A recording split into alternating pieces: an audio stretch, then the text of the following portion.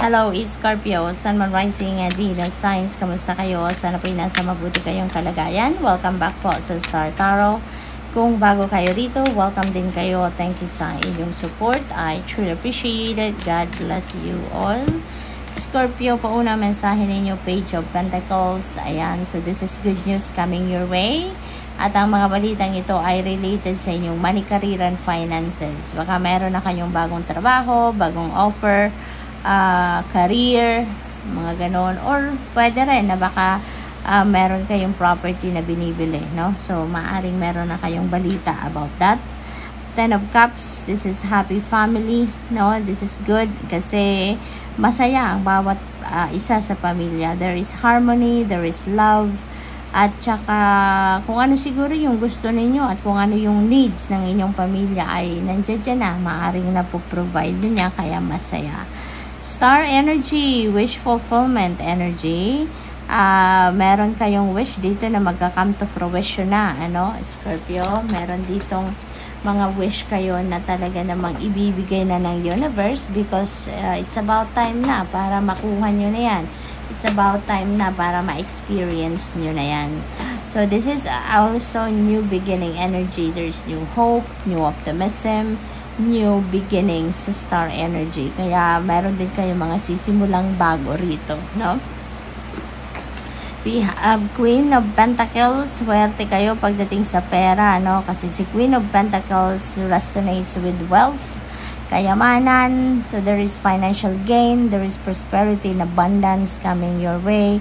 Meron dito mga paparating na pera sa inyo or financial opportunities, no, na maaaring maghatid sa inyo ng prosperity and abundance. We have Six of Wands.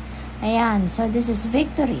Yung victory na to could be related sa inyong trabaho, ano, maaaring baka mararecognize na kayo, mararecognize na din yung performance niyo sa trabaho, something like that. Kaya bongga din itong energy na to kasi yung parang this is you reaping the rewards of your hard work din, ano. Kaya Scorpio, magiging magiging maganda ang sitwasyon ninyo dito kasi maaaring mabigyan kayo dito ng pay raise, promotion, no, at baka kayo dito, baka magbubukas ito na mas marami pang opportunities para sa inyo.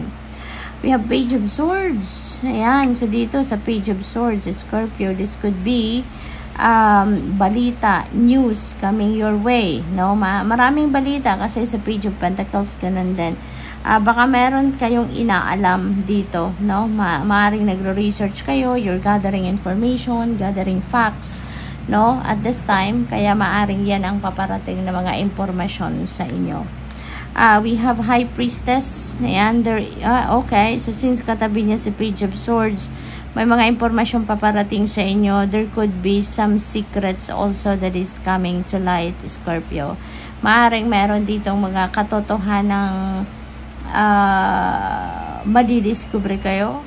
So what else? We have Page of Wands. Ang daming balita, ang daming chika na paparating sa inyo, Scorpio, ano.